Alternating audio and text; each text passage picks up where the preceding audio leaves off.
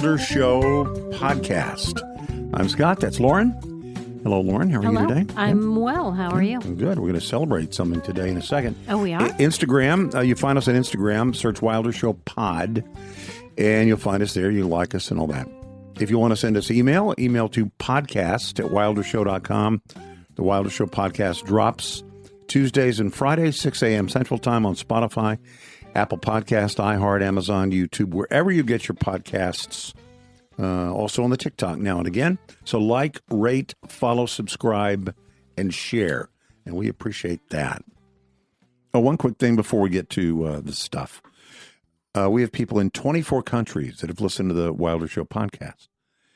And I'm always curious about, if you listen, wherever you listen, just send a note to podcast@wildershow.com. Just say how you found us or where you're listening from, that kind of stuff. It's kind of fun to know. We'll put a little pin in the map for you in your state or in your country.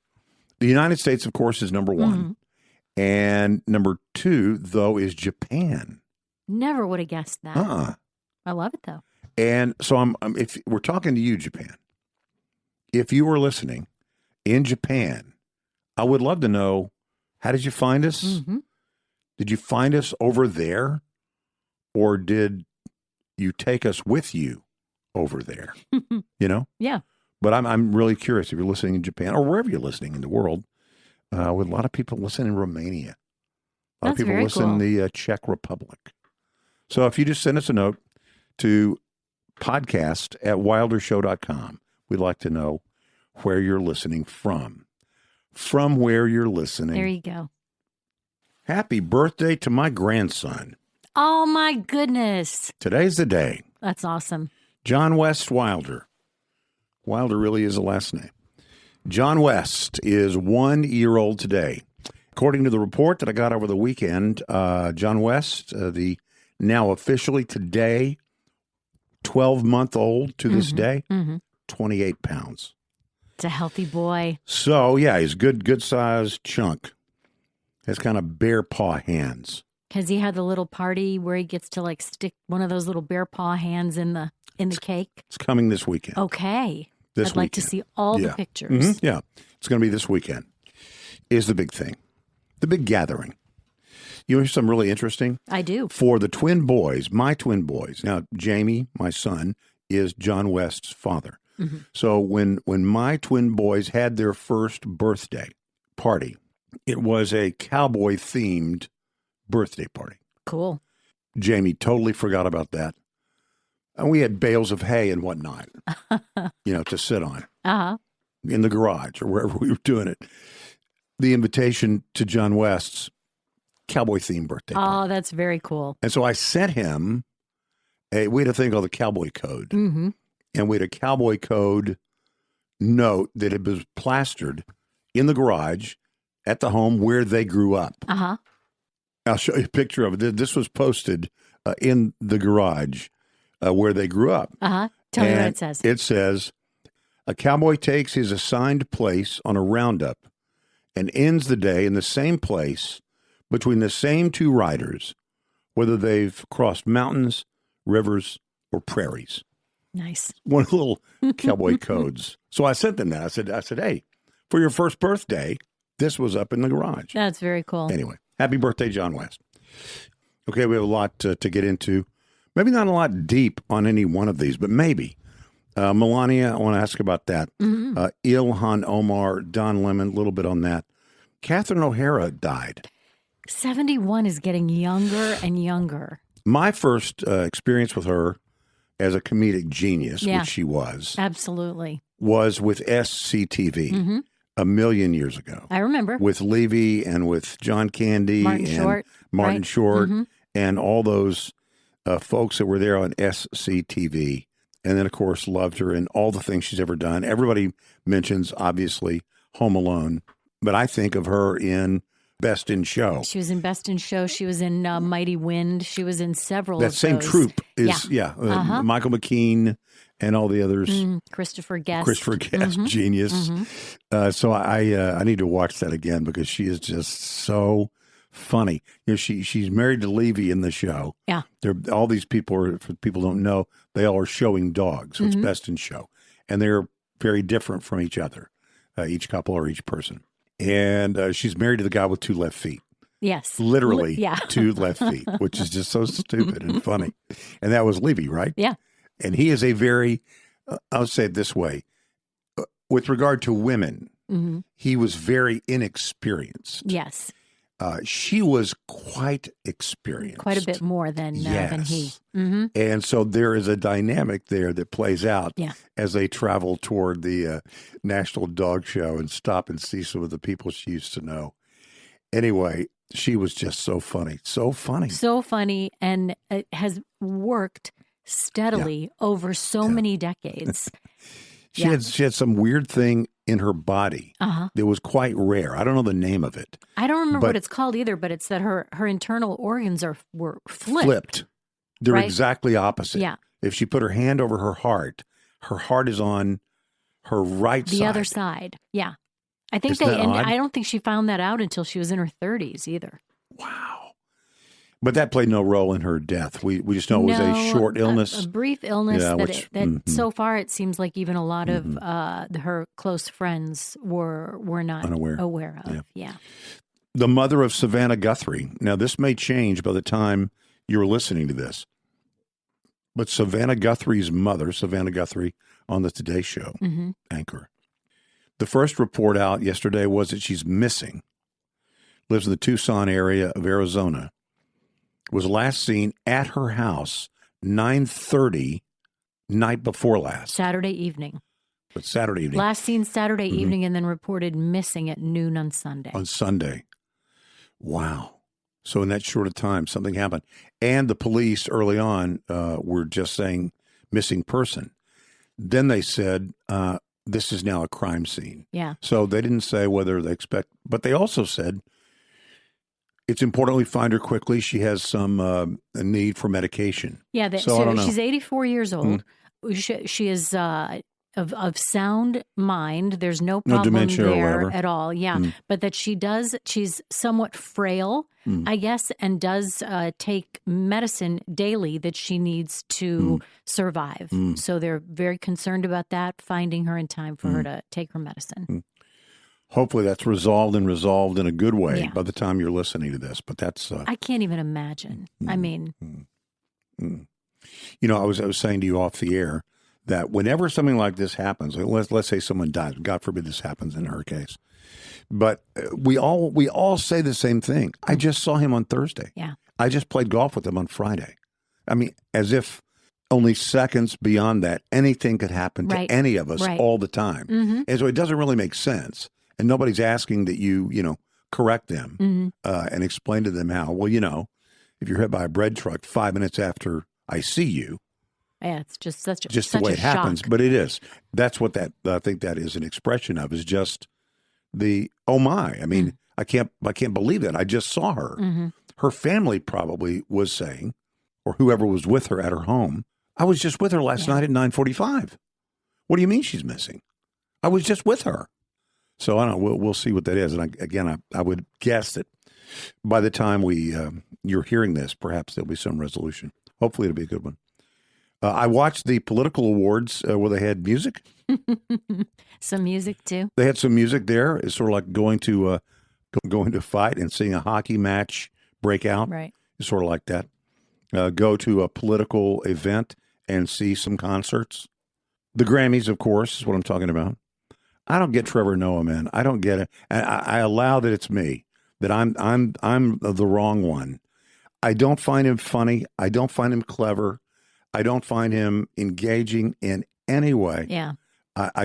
He does a weird thing, just several weird things. I don't want to go through the whole thing, but he's been doing it. I didn't remember, years. that he'd done it for such a long time. And this is the last year, I guess, too. They did say that this would be the last time on CBS, but I was in and out a little bit. I don't remember if they said where it would be going, but I'll find that out. Interesting. I was thinking that's what we had talked about, but no, you're right. It is the Academy Awards. Interesting. Because that's leaving ABC, right? It is. Yeah. That's going to YouTube because they want to get it all around the world and whatnot. Anyway, I watched the Grammys. There's a saying when someone is running for president, one of the polls they take they take things, what is the most important, issue for you? Or what is the most, whatever. Do you think the country is going in the right direction? And so they'll say, the 48% of the people think the country is going in the right direction or whatever. So different polling questions. One of the polling questions they ask every time is, do you believe that fill in the blank cares about someone like you? Mm-hmm. And I can say now, I don't think the Grammys care about someone like me. Yeah. I don't find very much of that broadcast.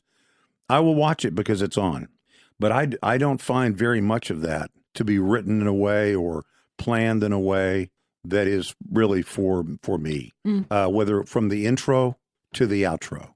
And it's not that I don't know music. And it's not that I don't care about music. It's not that I don't have eclectic tastes.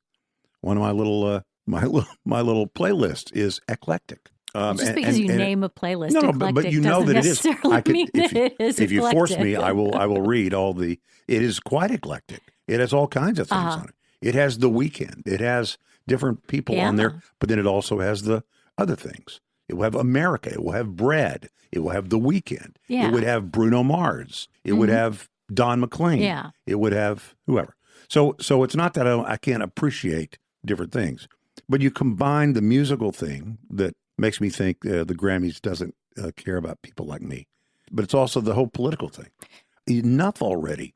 Everything is, and you got to get up there and you got to say this and you got to blank ice and ice get out. And before I think God, I want to say something else, the bunny said. And then I have something to say about the bunny in a second. But, okay, really? Maybe it's just that music, maybe it's not that the Grammys are not for you. Maybe a lot of that music is just not for you, which is totally fine. I watch it every year because I enjoy seeing it. But this year there wasn't a whole lot of music that I was familiar with. Yes. It wasn't a year that I knew a lot of the songs that were on the broadcast or not on the broadcast. And I think probably it might be fair to say they might not be programming towards us. And that's okay. I mean, not everything is for everybody. Not all music is maybe designed to appeal to every person who might. For example, you always have to have the new artists, right? The new artists. And I always look forward to the Grammys for the live performances. Mm-hmm. In fact, you remember a few years ago when Lady Gaga was singing, and it was a tribute to George Michael. She was singing a George Michael song. I know it's Lady Gaga, but she was singing a tribute. He knows it's Bad Bunny too, and not the bunny. The bunny. Go ahead. The TikTok. She was singing a tribute, and there was something wrong early in her piece, and she told them to start over. I don't remember. It was great. And what I loved about it was, it's like, oh, that's really live. Mm-hmm. And what she said was, I'm not going to disrespect the memory of George Michael. I want to do a better job than that. Mm-hmm. And so she redid it. Anyway, I always look forward to the live aspect. Yeah. They had all the new artists at the same time, like in some massive montage. Mm-hmm. And it started with one of them. I don't know who it was. It doesn't matter. Addison Rae, I think. Yeah. Addison Rae was out in the parking garage or something. Mm-hmm. And there's no way that could have been live, and it wasn't live. She was lip syncing. And then the girl group, all the girls, were after that. Yeah. And that's at least started as lip syncing. I think it was also lip synced entirely. Yeah. After that, it went to, and I think they had some problem with the sound or something. Anyway, but I always look forward to the live aspect. So on the new artist, you're going to have all the ones that were popular right now. Yeah. But you also have categories where, you could have any kind of broadcast that you want to have. And it doesn't have to be made for me, but the one they want to have, that they choose to have, is not necessarily even guided by the most popular songs of the year. It's not. Well, I don't know what the most popular songs of. The 7 minutes at the end, that was a tribute to Ozzy Osbourne. I know he died. Well, but that's not, But I'm just saying. That's a tribute to somebody who, I never liked his music. I was never a fan, but I can understand why they might do a tribute to somebody that other people appreciated. I understand. I'm just saying that out of all the people that died, that was the one. And then Roberta Flack, I guess, died this year. Yes, And they had a 9 or 10 minute tribute with all manner of Roberta Flack. So all I'm saying is they did. You could have done Roberta Flack and not done Ozzy and not done Roberta Flack, or any of the other 19 people that died that also had songs that none of them were played. You could have done it there too, but they didn't. And my only point is they have come up with a broadcast that is the kind of broadcast they want. The Super Bowl is going to be a Super Bowl performance that somebody thinks is a good idea. It's going to reflect or appeal to a majority of the viewers, or it isn't. And you can say, well, I mean, Bunny played the best songs. Yeah, but if you invite someone that is not going to, that is incongruous, perhaps some people think, then yeah. So yeah, all I mean is that the broadcast of the Grammys, and when you add the political stuff, it just makes my head explode. Before we get to the Super Bowl, I'm sorry, the political sports show. Melania. What did Melania do? The movie Melania. We talked on Friday. It actually did well. Let me see. If it did well monetarily, they're going to have to attack it on its content. They're going to have to say it did better because First Baptist Church, Undershirt, New Jersey, took the whole choir there. Bought out all the seats. Yeah, I'm sure there will be claims of that. Yeah. I've not seen anything on that yet. The thing that I read about numbers over the weekend did say, while it was critically panned, so they had to throw that in there too. But and Melania actually did better than most people expected. $7 million opening weekend. I think they were projecting $3 million to $5 million opening. Yeah. And apparently, according to Jeff Bach, who's a senior media analyst for exhibitor relations, he said anything over $1 million is a huge number. Really? That would mean a lot of people who wouldn't normally go to the movies went to see this. Oh, good.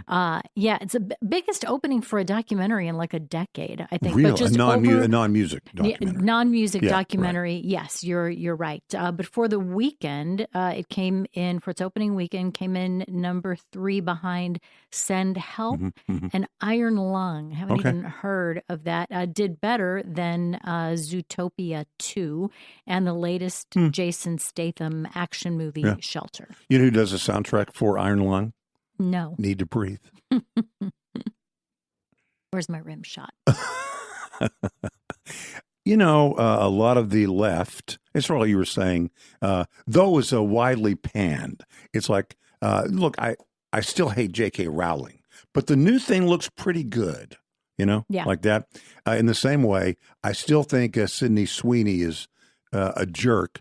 But did you see what her movie's doing? Yeah. Did you see the numbers on that?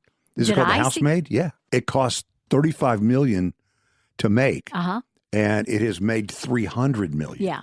So as you might imagine, they are getting ready for The Housemaid 2. I'm sure. So all that, making fun of Sydney Sweeney because, she's this and all her movies are bad, and maybe not. Maybe it might have been a director issue. I wonder if it's The Housemaid 2 or if it's that character, the character that Sydney Sweeney plays in that movie is a character that there are several books about that character. So I wonder if they're just moving. I did see the movie. Oh, is it good? Saw the movie and I read the book. Oh, really? It's kind of a, it's fun, but it's a beach read. It's a beach read at best. It's not great literature. I got you. But we saw it with a bunch of people over the Christmas holidays. Good, very good. The sports show, Super Bowl, coming up is this weekend, right? It is. Yeah, this weekend. But everybody's talking about the Bunny. Bad Bunny is going to be the halftime show. Do you know anything about the way we have decided? If you've seen a pattern over the last several years at the Super Bowl, how is it decided who is going to be performing at the Super Bowl? Do you know? I don't.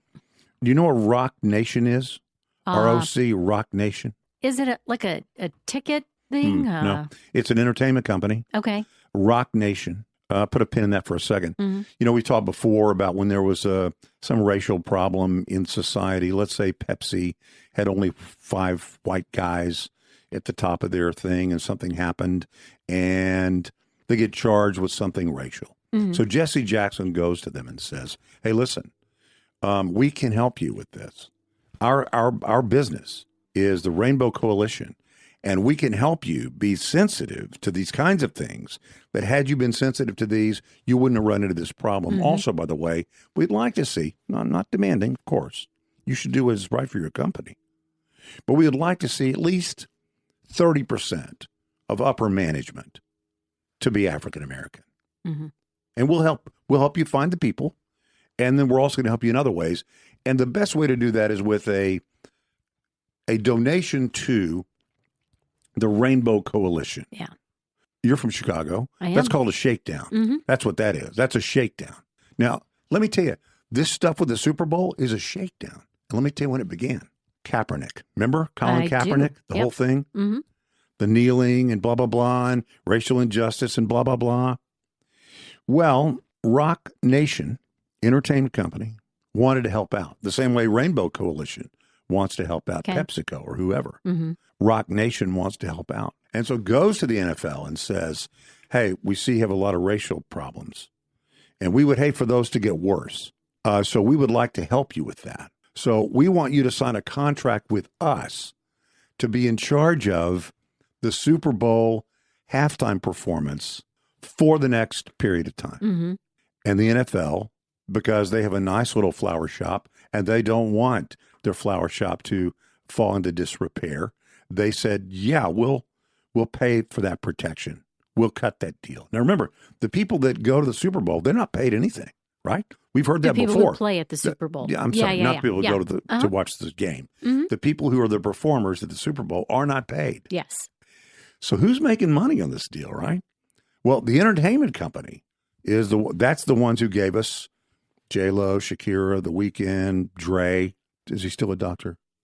Eminem, Mary J. Blige, Snoop Dogg, Kendrick Lamar. So how long has this partnership been going on? That's a good question.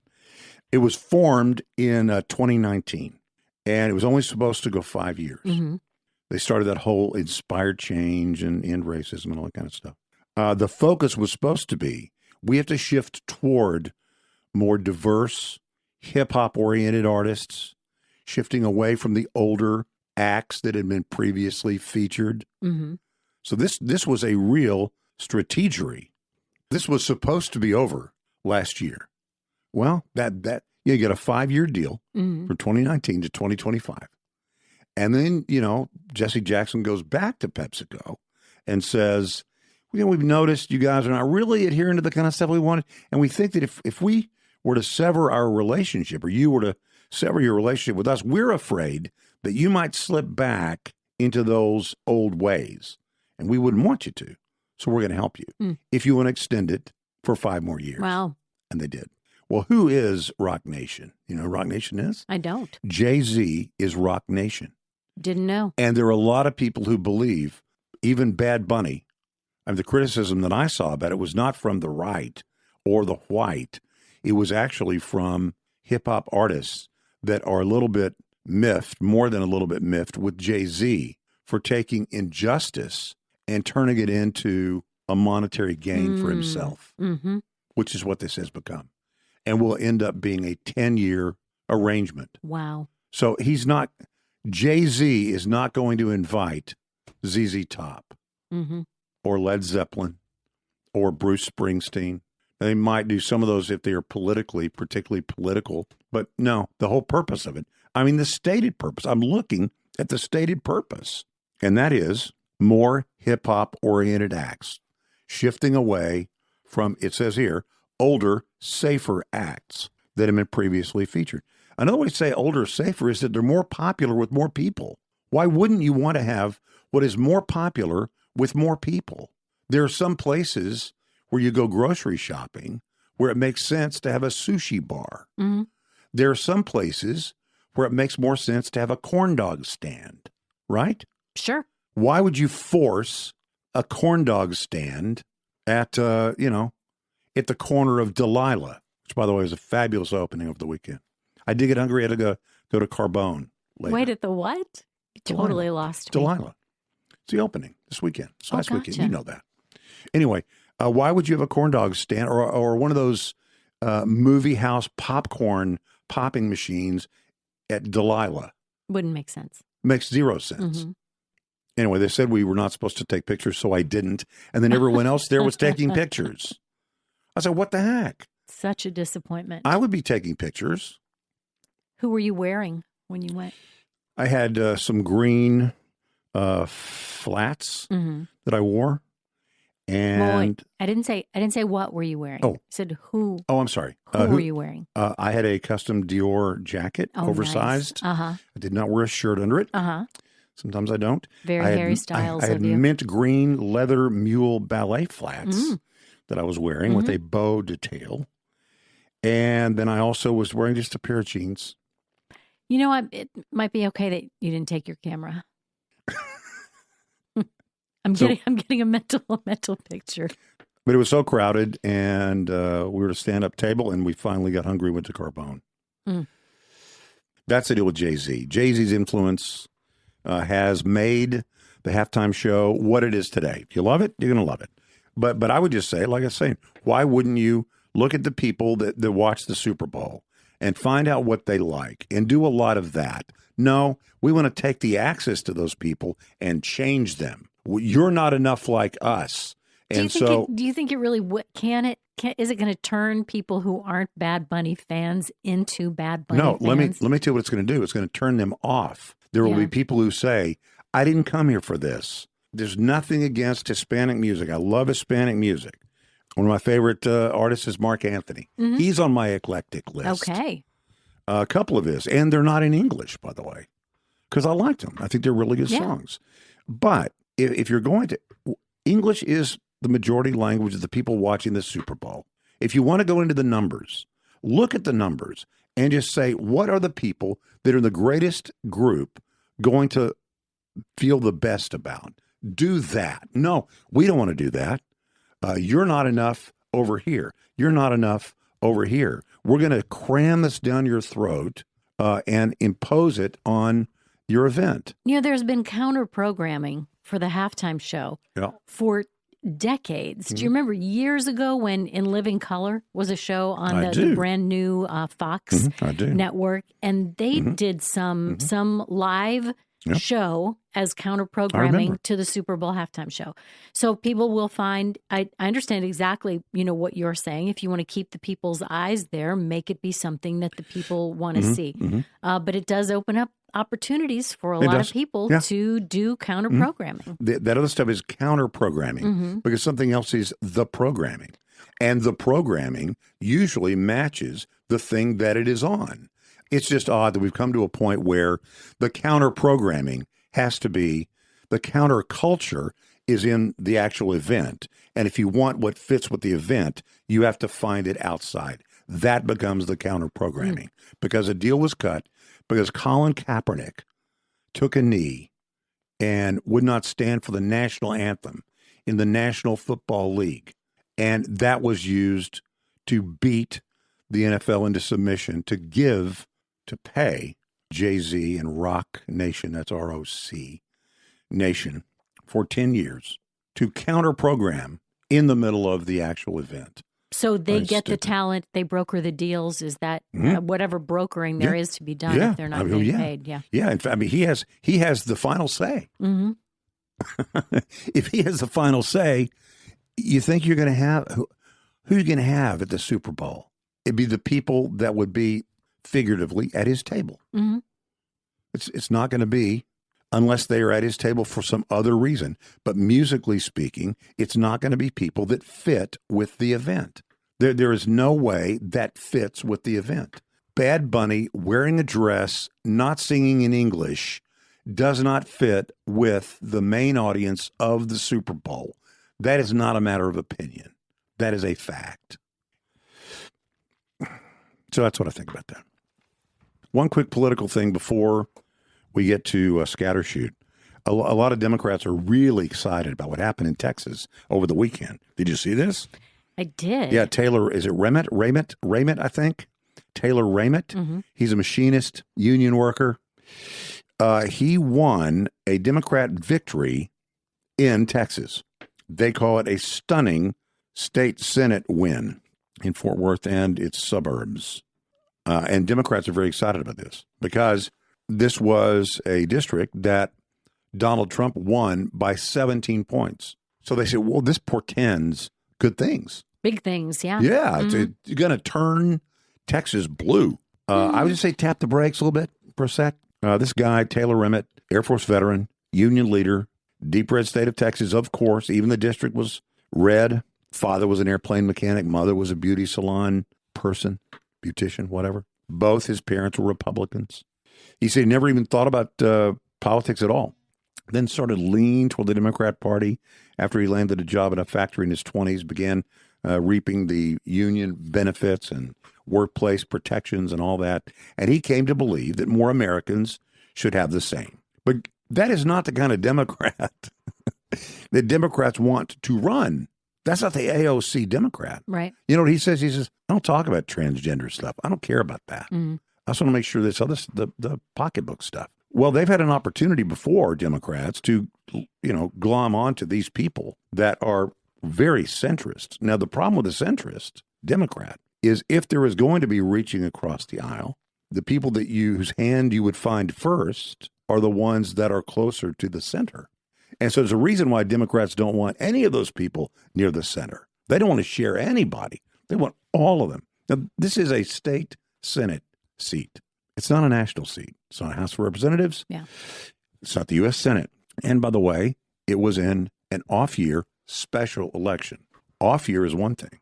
Special election. So that was it. Very few things on the ballot. He, for whatever reason, got people's attention. I think it's because he's affable. People like him. He's a good-looking guy. He's kind of a bearded guy. Enjoys spending time with people. That kind of. There are people that say he's a guy I could have a beer with or a guy that I could spend time with. I like him. It doesn't mean they agree with all of his politics, but for the most part, he buried all the stuff that is most important to the the progressives. He didn't care about that stuff. That's not what is interesting to him. And so he won. So he smiles a lot, seems to enjoy being with people, political centrist. So if Democrats are serious, now they're not going to be serious, they will look at it and say, oh, look, we're going to turn Texas blue. The only way you can is if you bring people in that are like this, and that's not what they're going to do. They're not going to do that. The other thing is he was an outsider. There is something about the underdog outsider. Hey, I'm brand new to this, y'all, and I'm just here to meet y'all, and come on out to let's lean on the fence post together, and we'll talk. And you do. And they like you, seems a good guy. I'll vote for him. So Democrats are not going to do it. So all that to say, it doesn't mean anything. I mean, it means a great deal to him, and he won. That's great. I'm sure he will, represent his folks honorably. But in terms of being evidence of turning the state blue, doesn't mean that at all. I love the fact that they would think it does, because it won't. Or if it could, it will be that they'll change and be presenting candidates that are closer to the center, which I think would be smart politically, but they're not going to do it. Oh, it is time for Scattershoot. Let's go.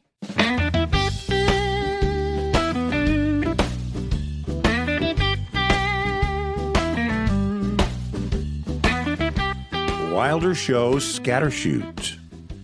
All right. Happy birthday again to John West Wilder. 1 year old today. It's very exciting. Very cool. One whole trip around the sun. It was Groundhog Day yesterday. It's not as exciting as a first birthday at all. Do you know what happened? Do you know what the I never know. I never even know what it means. Prognostication is? Punxsutawney Phil. He saw his shadow. Okay, now see, this is the part that I don't get. Okay. If he sees his shadow, that means the sun is out. But oddly, as I recall, that then the prediction is that winter continues. 6 more weeks of winter. Wouldn't it be exactly the opposite? Yeah, that if you say if the sun's out, hey, we made it? No, if the sun's out, more winter. Maybe this is the problem. Punxsutawney Phil has only been accurate 30% of the time over the last 10 years.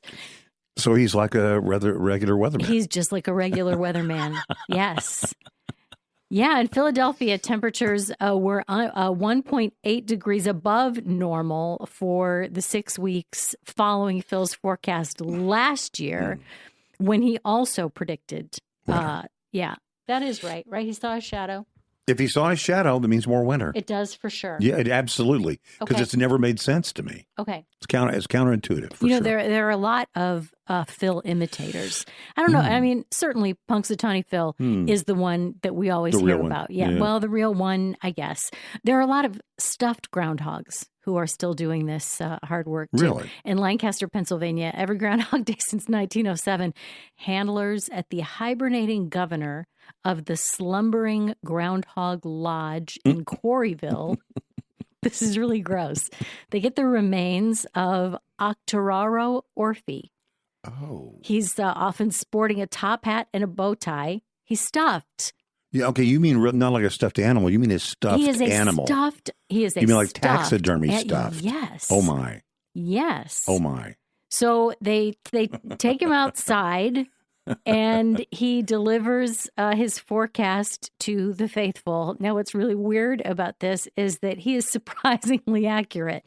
He's nailed his prediction more than 52% of the time. And this is according to a NOAA analysis that was done. So that's we talked about earlier that Punxsutawney Phil has only been accurate 30% of the time. Right. This is NOAA reporting that tells us that. There are other places too. There are other live weather predicting furballs. There's Mount Joy Minnie. She did not see her shadow. M.T. Parker did.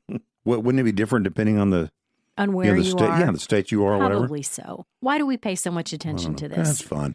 Might as well be a great movie. Well, that's my final point. Yeah. You might have seen last week that Groundhog Day was on Netflix, and you thought, oh, very fun. Maybe I'll watch it on Groundhog Day. They pulled it on Sunday. What? Yep. It was gone as of Sunday, right before Groundhog Day. You're kidding. Yeah. Maybe somebody was playing it like back to back to back. Sometimes they do that. 24 hours on Groundhog Day? Yeah. Mm-hmm. On Groundhog Day, they play Groundhog Day over and over and over again. It's a great movie. Great movie. She was great. They were all, yeah. Bill Murray's good, but the more you hear about Bill Murray, the more you get a little creeped out. She doesn't have happy stories to tell about that movie. No, I imagine. Making that movie. And Chris, what's his face, is so ridiculous. Chris Elliott. Mm-hmm. That guy, the segments on Letterman, the Chris Elliott segments on Letterman were some of the stupidest things ever. And as you know, I find many things, the things that I think are the funniest also have a great element of stupidity to them. So fun. I heard somebody talking about that recently. I think it was actually Tiffany Haddish. You know who that is? She was talking about growing up and thinking that she was not as smart as everybody else. Right. She was funny. She was a funny kid. But she said so many times we laugh at things, and while we're laughing, we say, that's so stupid. Right, I know. And she would hear people say that, and what she took from that was, you're making me laugh, but you're really stupid. Yeah, like it was that's not as good, a kid, not that good was funny. Yes, that was hard for her to overcome. And I find myself doing that a lot. Laugh at things while I'm saying, it's so stupid. I've heard you say that about things that I've said many times. Well, yeah. Mm-hmm. A little disheartening. Haddish and I. We carry on, though, she and I. I know. You can't quell my stupidity. Though I try. Let me give you the anatomy of a pothole. May I? Yeah, please. We're at the end of the frozen stuff, hopefully. Again, so great that it was only sleet. And we were chatting with some friends in Pennsylvania. They were getting dumped on up there. So great just to be sleet and snow. That's it. No freezing rain. Limbs, for the most part, didn't come down. Kept our electricity for the most part, et cetera, et cetera, et cetera. Potholes, though. We're about to enter pothole season. Weather like that brings the potholes out, doesn't it? Do you remember how and why? No, tell me. Okay. Some roads have just been redone, and they ultimately might go cement, or after it's cement is when it's hard, when it's wet, and concrete is what it becomes, So concrete, but many times over the concrete, they put asphalt. Right? Okay. Asphalt, it's dark, stripes down the middle, whatnot, right? Reflectors and all that. But what happens sometimes with asphalt, it can happen with concrete too. What happens is you get a crack and water will seep down below the layer of the asphalt. Well, what happens when water seeps down below and then that water freezes? It expands. It does. But then guess what happens? It melts again. It goes away. Mm-hmm. But those cars, those trucks keep rolling over that thing that now has a pocket under it. Mm-hmm.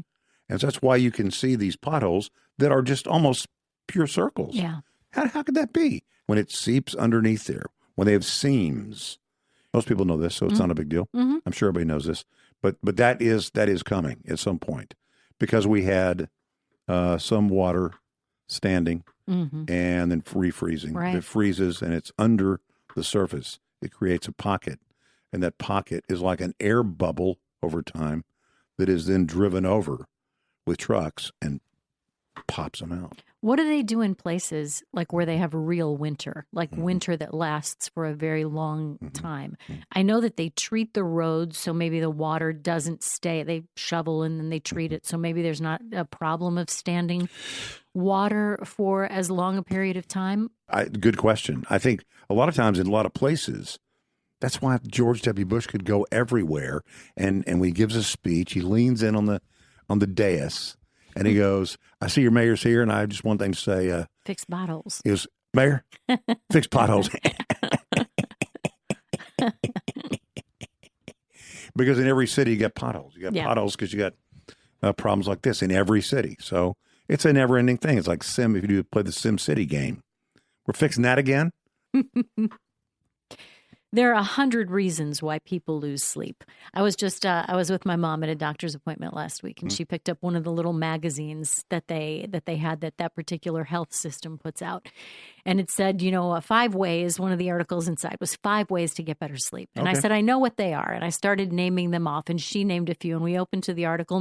They were all different. Oh, no. All completely different reasons why we don't get good sleep. And I found another one that I don't think we've ever talked about. And if it's not my favorite, it is probably the one that I'm most guilty of. Or I really see myself susceptible in this. to. And I never thought of it this way. It's called revenge bedtime procrastination. So I think I'm kind of out of the game now for this, but I really, really get this. For so many people, the moments that lead up to bedtime are the only time in the day to enjoy some personal peace and quiet. That's true. 63% of the people said that they participate in revenge bedtime procrastination. They stay up late just to enjoy hobbies, like to have some time to do things, or maybe just to be alone. They regret it the next day. Obviously, we know it can take 2 to 3 days to recover from a poor night's sleep. And why do we do it? We do it. We're busy. We get bossed around at work. Oh, well, some of us get bossed around at work. Yes, some we of do. us do Some the of us bossing. do. We have full days of errands, family obligations, and then we kind of rebel by sacrificing sleep to reclaim a sense of autonomy. I might not be in charge of the rest of my day, but I'm in charge of these 2 hours. All right. In defense of those of us who do this, I have been, when I used to travel all the time, and I would literally be working at a radio station from 5 o'clock in the morning, 5:30 in the morning to 7 o'clock at night. You say, well, you're dead. I mean, you're dead tired. Yeah, I was. But I get back. I needed some downtime. Yeah. It's true. It was time for me to go to bed. I had to be back up the next morning at 4:30 or whatever it was. But I need some moment for a decrescendo, not D-A-Y. I need a decrescendo. Just let it get softer and softer and softer, and then I'll go to sleep. But I don't think that's so much defiance. It's just like, let me live. I mean, give me a second to, I can go from doing this up here to now I got to do this and then this and then this. Yeah. I think that is a little bit rebellion, though. Is it? I mean, I never thought of it like that when I was doing it. But, I mean, I knew that going to bed was going to be better for me in the long run and probably better for the things that I was going to try to accomplish the next day. But I wanted those 2 hours for myself. So this also kind of made me think 2 hours, 3 hours, depending on how long I stayed up. Sometimes it was just to get other things done. It didn't mean that the day's chores were over. It was, but it might be the only time of day that you had the peace and the the bandwidth to when other things weren't calling your name, to get that other little people calling your name to get things done. But so it's a way of rebelling, and it winds up being not very good for you. But who you're rebelling against? If it's rebelling, you're rebelling against. You're raging against the machine, man. You're rebelling. You're rebelling. You're rebelling against the notion, the idea that it would be better for me to go to sleep, but I want to be in control of these hours. Yeah, sure. I have other things I want to do that I wasn't able to do during the day, That's right. like maybe just 2 quiet hours to myself. I want to watch what I want to watch on television. Right. I want to knitting or whatever I'm doing. Maybe a lot of people, though. One thing this talked about was a lot of people do just kind of fall into that scroll, and they say that's not about rebellion. That's that is just about addiction. Yeah. Oh, that once you get into it, it's just harder and harder. Yeah. I'm not addicted. I'm an enthusiast. When does it go from enthusiast to addict? It's a good question. Usually when you're talking about someone else. Yeah. I think you're addicted, but I'm just an enthusiast. That's right. That answers my question. You might have seen this over the weekend, too. A new study from Vegas Insider finds that Dallas Cowboys fans were the most stressed fan base in the NFL last season. What do you think the stress is driven by? Is his name Jerry? No. No. Tight games in the final minutes. Yeah. Costly penalties. Of course. A high rate of injuries and heavy online negativity. Yeah. We're the most hated and most loved in some places. Yeah. It's like Rush Limbaugh in those days. Rush Limbaugh, the most loved talk show host in America was Rush Limbaugh. Mm-hmm. The most hated talk show in America was Rush Limbaugh. Yeah. So, what defines divides. People love the Cowboys or love to hate the Cowboys. It's yeah, but this was something they actually quantified. Yeah. The tight games in the final minute. They actually looked at games played, in the NFL last season and said that the things that cause stress in a fan base, those are the things that happened more for the Cowboys than for any other team. It's not that hard. I mean, I just kind of opt out of it all I know together. You did. Yeah. Yeah, you and my mom did. Way to win is to not play. Yeah, but you got to be a Cowboys fan if you live here. I'm not a Cowboys hater. No, you're not. I understand. It's so disappointing so often. But it's still that's the most amazing thing. I just saw a thing the other day that had the richest franchises, and perennially, the Cowboys are the most valuable franchise in all of sport. That doesn't ease my stress. No, I know. That's true. If they shared a little bit of that. That's true. Maybe that would ease a little of my stress and I'd feel better. With the frustration with ownership or whatever, the Cowboys still are the most valuable franchise in all of sport. Doesn't say the players are stressed. It says the fans. No, the it's fans true. Are Or the owners, right? That's right. No, their paychecks are still clearing. Yeah. Well, we're frustrated because it's been a long time. It's been a beat, as they say. It's been a long time since we've gotten to where we believe we should be. And every year it's like, we're missing one element. Okay, we're going to get that one element. The next year, we're missing one element. We get that element. It's like, come on. I think many people think they know the element that is the problem. Mm-hmm. But you know what? I have great admiration for Jerry Jones. It's his business. I mean, he's a great businessman, great entertainer. That's why his franchise is most valuable across platforms. I mean, Manchester United, whatever, soccer leagues, Cowboys are number one, more than the Yankees, more than anybody. Congratulations to Jerry Jones, but too bad for those of us who are fans. We're frustrated, and it is quantifiable. Stupid penalties. That's what they talked about. Ridiculous. I mean, just ridiculous. Costly penalties. High rate of injuries. Tight games. Down to the final minutes. Am I making you from? You're feeling it right now. I can tell. Okay. Dun, dun, dun, dun. All right. That is the Wilder Show podcast. Once again, happy birthday to John West Wilder. February the 3rd. Came early. He was 2 weeks early. He was supposed to be on, I think, President's Day. It's the 16th. I think he was supposed to be born the 16th. Could have been a Valentine's baby. Could have been a Valentine's baby. Indeed. It's true. So happy birthday, buddy boy. Instagram, you'll find us there. Search Wilder Show Pod, and you'll find the Wilder Show podcast there. If you want to send us email, just email to podcast@wildershow.com. The Wilder Show podcast drops Tuesdays and Fridays, 6 a.m. Central Time or before, on Spotify, Apple Podcast, iHeart, Amazon, YouTube, the TikTok, wherever you get your podcasts.